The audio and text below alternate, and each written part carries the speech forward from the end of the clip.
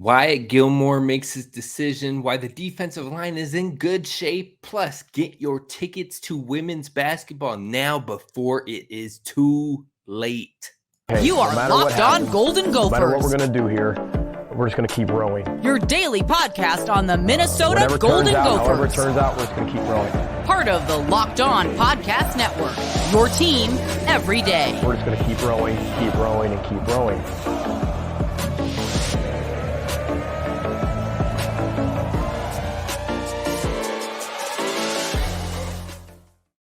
You're listening to Locked On Golden Gophers, part of the Locked On Podcast Network, your team every day. My name's Kane Rob, host of the podcast, former collegiate football video coordinator and recruiting assistant, here to talk Golden Gophers with you. And you know what? This is the show where we always continue to roll through rain, through shine, through good, through bad. We got a little bad news coming up today with Wyatt Gilmore, but it will be a-okay. So we're going to talk about Wyatt Gilmore and where he's headed, but also why the defensive line room is still in great shape without that addition. And finally, Mara Braun, the Wayzata, the Wayzata's finest, folks.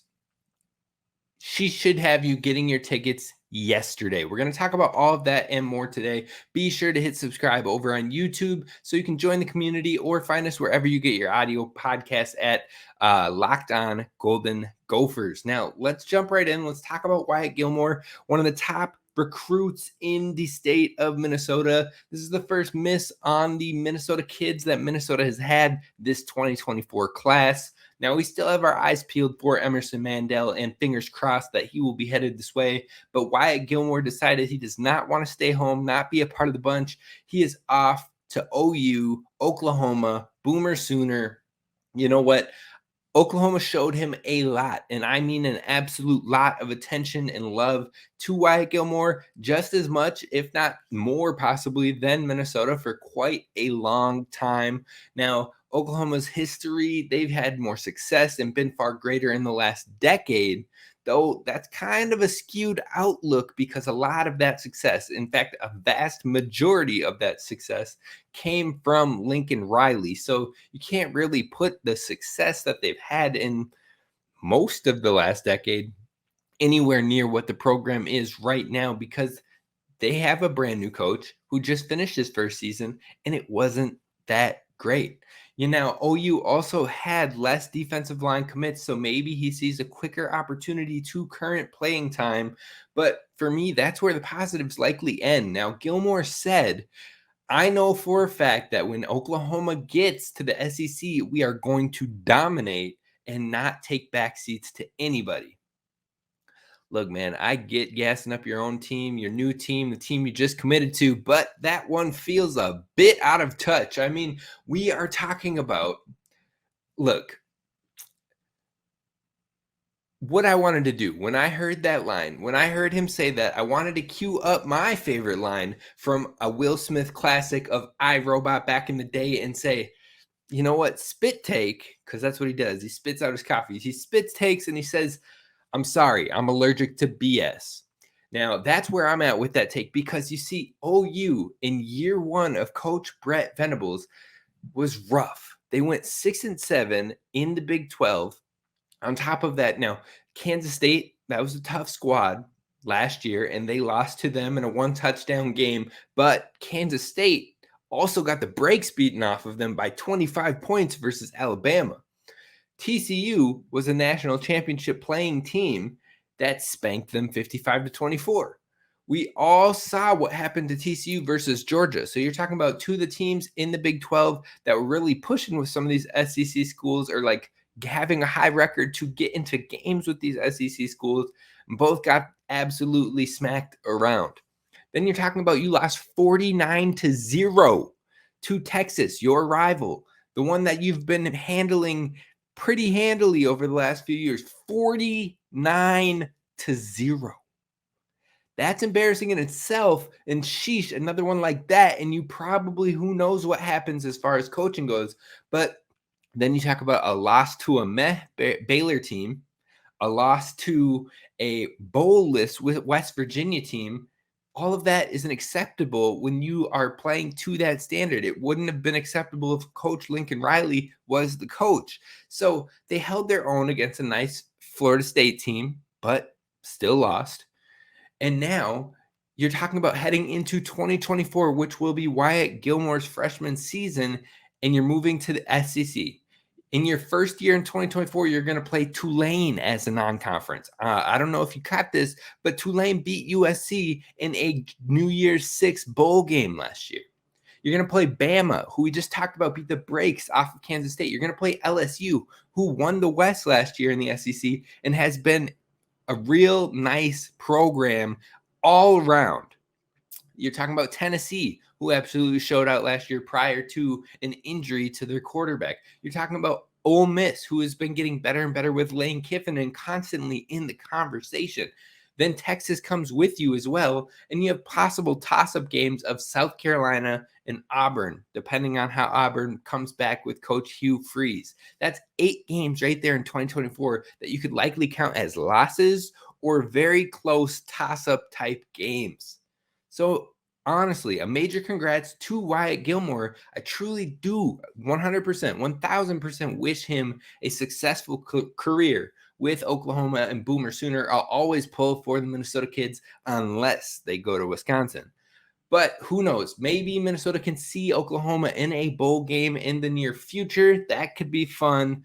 But although Wyatt Gilmore isn't going to be a part of this defensive line, the defensive line is in healthy shape. There's a very large reason you should be excited for the defensive line both next year and moving forward into the future. And that is what we are going to talk about coming up next. First, I want to talk to you briefly about our friends over at FanDuel. Now, just because you're a Gophers diehard doesn't mean that's the only sport you follow. In fact, you can take a swing on betting on the MLB over at FanDuel and get 10 times your first bet amount in bonus bets up to $200. That's right, just $20 and you'll see $200 in bonus bets, win or lose. So you put down 20, you're going to get at least $200 in bonus bets that you can spend betting everything from the money line to the over-under to who you think is going to hit the first home run. All in the app that's safe, secure, and super easy to use. Plus, when you win, you get paid instantly. So there's no better place than to bet on the MLB than FanDuel. Go to FanDuel.com/lockedon to get up to $200 in bonus bets. That's FanDuel.com/lockedon for up to $200 in bonus bets. FanDuel, official partner of the MLB, Major League Baseball.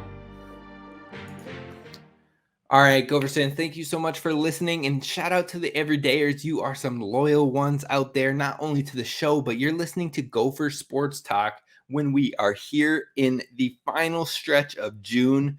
Look, we're far from the season, about a month and a half out, but that just shows how diehard, how loyal you are, and I appreciate everydayers. If you want to be an everydayer, you can look forward to some brand new shows coming next week in the new Top 10 Tuesdays. We're going to get some hockey talk going and so much more. So be sure to hit subscribe on YouTube and follow us wherever you get your podcasts. But let's talk about this defensive line and why it is still in good hands, even without the commitment from Wyatt Gilmore. So you're talking about new leadership on the team in that defensive line position, not only from the player's standpoint, but from the coaching standpoint, with a brand new defensive line coach and Coach Winston De La Tibadier. And I'm telling you right now, it feels revitalized. It feels energetic. It feels promising. It feels ecstatic. He brings new life to this program in a much needed and very healthy way. His chemistry with the other coaches is fantastic. His chemistry in the recruiting has clearly been fantastic. Why do I say that? Because there are lots of new faces, including 6 defensive linemen committed to the class of 2024. On top of that, that new leadership also brings new approaches, new tactics, new ways to bring out the best in a defensive lineman, in a student athlete, in prospects in general, to challenge them, to push them, to get them to that next level of play. And I truly believe that's going to be be a strength for Coach Debo. So you talk about that, and then the new faces on the D-line. Let's talk about all of them. We've got Riley Sunrum, the highest rated one in the class, and Adam Kisai, who is also a nicely rated defensive edge coming from Florida that is in this class. Both of those two guys are actually ranked above Wyatt Gilmore when it comes to the recruiting rankings right now. And then you're talking about Sam Macy, Jalen Hicks, and Jide Abasiri. And you're talking about those three players, Sam, Jalen, and Jide, are just ranked under Gilmore with about 0.5 of a recruiting ranking point between them. Now, that isn't much. That's pretty negligible in my opinion. It tells me that the future is bright, because if you were excited at the thought of Gilmore, you should still be just as ecstatic. Half a point is negligible, and honestly, the difference between a Power 5 level player like that comes down to coaching and the individual work and grind. So if they get in there and they're grinding and they're working, and Coach Winston brings it out of them, helps them make that connection, flips the switch, you won't be talking about much of a difference at all. You'll be talking about players that could potentially be playing at a higher level. So it's nothing to fret about in my eyes. Now, Coach Debo is building his dojo, and these players are ready to get to work. You can feel it. We've seen them in the news now. You've seen them out there talking, repping Minnesota, and talking about how the program is changing because people want to stay home. Plus, there could still be another addition in Mason Carter of Florida. And I didn't mention Mo Sane, who is also in that group and could be a very high interior level defensive player with his upside. Now, I just gave you 6 to 7 guys in that class of 2024 alone that could be great in the development for this program, that could shine into something in the future down the road in a few years. On top of that, you've got Martin Owusu, you've got Carter Menz, you've got Theo and Randall, all three of them from the 2023 class. All three of them have intangibles, have nice length, have power, have been in the strength and conditioning program, at least one of them in Martin Owusu over the early enrollee period. Randall and Menz are both on campus and in town now. You're talking about a ton of upside and a ton of athleticism in their build as well. That is a lot of depth, and that is a lot of upside long term. But let's talk about this year. You've got the dependable vets. You've got guys like Danny Sturgow. You've got guys like Kyler Baugh. You've got guys like Darnell Jeffries, Logan Richter, Logan Redding. That's 5 guys right there. 5 dependable guys that you've seen them get production. You've seen them do what you ask of them. You've seen them hold it together, and you're looking for them to continue to take steps to be more elite in their positions. And those 5 vets should be able to give the Gophers defense and the D-line in specific some consistency all year, and make sure there isn't much of a drop-off from last year's defensive line, where they've only lost departures of Thomas Rush and Trill Carter that played major minutes, major snaps. That's it. 2 major departures. And last year, the D-line, it wasn't terrible. We did well in the run game, but it was a struggle to create pressure and to get home and actually get quarterback hits, quarterback sacks, to create confusion, create chaos, and really keep the quarterback uncomfortable back there. The Gophers weren't able to do that last year. Now, the year prior, they were with Esezi Atomewu, with Boye Mafe. But last year, it was quite a struggle. But then you add in the high upside players on this defensive line, like Ja Joyner, like Devin Eastern, like Anthony Smith, like Hayden Schwartz. These 4 players have the upside, in my opinion, to help elevate the potential of the D-line beyond that unit that they had last year, beyond the struggles and successes of last year, beyond the pressure level that we saw last year. You talk about 2 of those guys that I just listed in the 4 are redshirt freshmen. So it could be potentially sporadic play, and they might take a little bit time to get more involved. But Eastern and Joyner look to be early starters within the rotation and game plan often. The truth is, the defensive line is in a good spot, but now and in the future, it's looking healthy. It's looking good. It's looking at what the Gophers would hope for.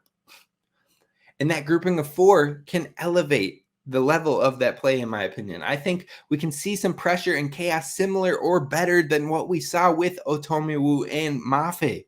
if those guys click, if they hit, if they start to reach their ceiling. And with Coach Winston De La Tibadier on this squad leading the way, I think he will be the start to that difference in unlocking that potential. We saw flashes, especially from Eastern, in this spring work. Ja Joyner has hype coming from PFF and being one of the best returning grade edge rushers who created pressures in the Big Ten last year. Now, if he can find the way to get home, find the way to tweak just a tiny bit to create more sacks, that's going to the next level, and that's helping this defense elevate, to where we would like to see it grow. Now, Coach Winston De La Tibadier, I think, is the truth in this position in this D-line room and making the best of this room.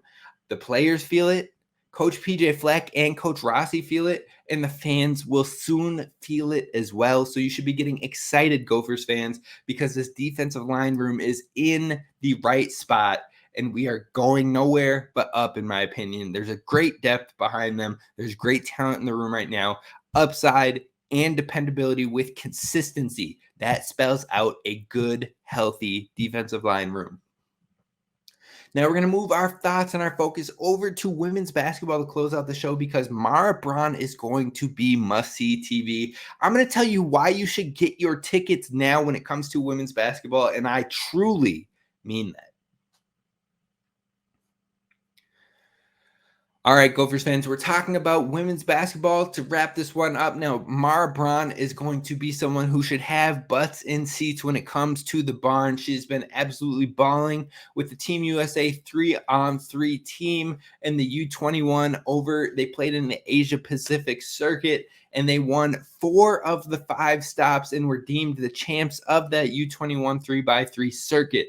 Now, if you looked and watched some of those games, which you could because they were free and they posted the streams, but if you just caught some of the clips, you caught the highlight that the Gophers have been sharing, even in that sense, you will see some things that are extremely promising. Now, we knew Mara Braun was talented. We knew that she could shoot it. We knew that she could score all over, but what you're starting to see is a quicker release on her jump shot, a more confident Mara Braun going in there. You can see more aggressiveness on the drive and more active hands. You can see a lot of promising aspects to her game that she showed last year, but they seem like they've already started to come together and take the next step, and that alone should have you ready to get in those seats and watch these games. But then you talk about the control that she had in her drives, the body control to take the contact, still flip the shot up and get it to the spot that she wants off the glass to get it in the hoop. You're talking about being able to come off the screen and hit a quick jumper before the defender recovers.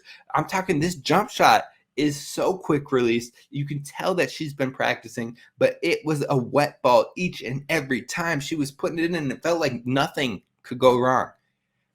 Now, there will be moments where she maybe cools off a little bit, but her skill set is only increasing, and now you pair that with a different style of coaching, and you have interesting upside for year 2.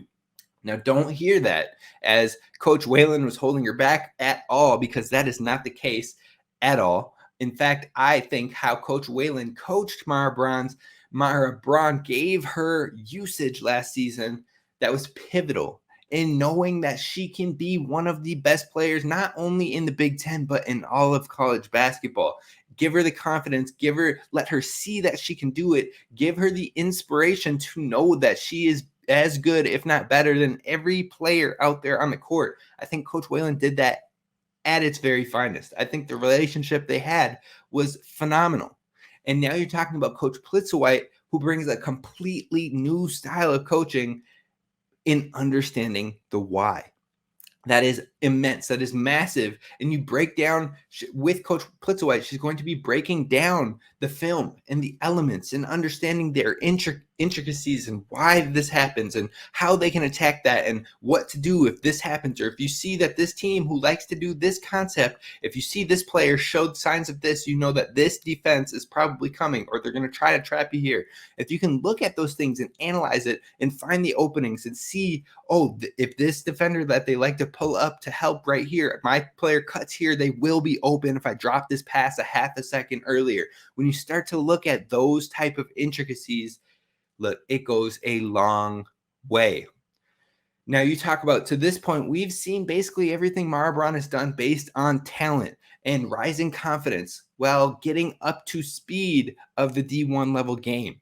Now you get that IQ part going with the film breakdowns and with the understanding of the why and being able to see and understand everything in real time. And as that time for her, the game speed slows down.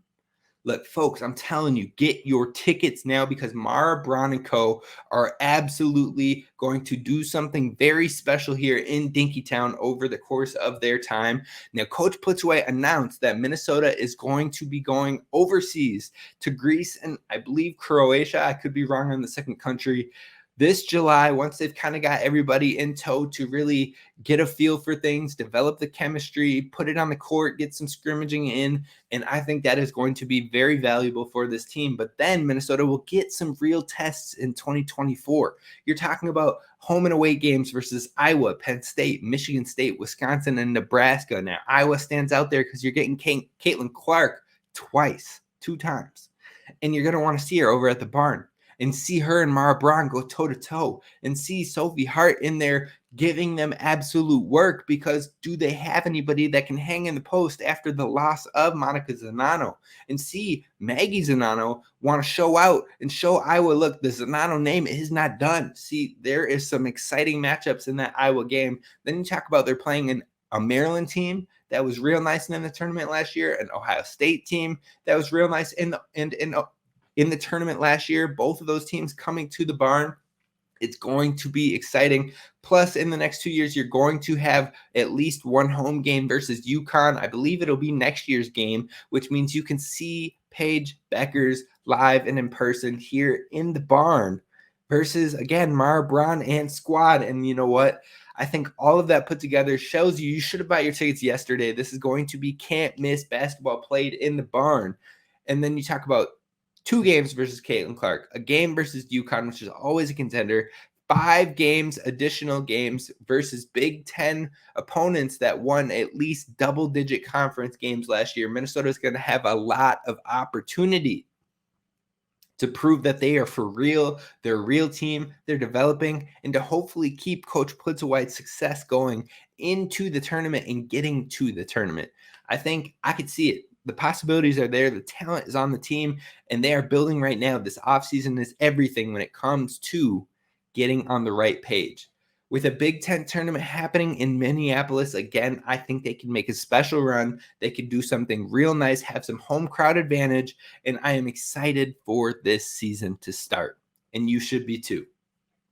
Now, that's going to do it for us on today's episode of Locked On Golden Gophers. I appreciate you all. Please let me know some questions you have heading into the football season down below in the comments on YouTube, or feel free to tag me at Gophers Kane Rob. Let me know your mailbag questions. I want to do a mailbag episode either tomorrow or Saturday, so please let me know the questions you have heading into this football season. Be sure to subscribe. This is Kane Rob signing off. Row the boat, Sky Yuma, go Gophers, and don't forget to subscribe.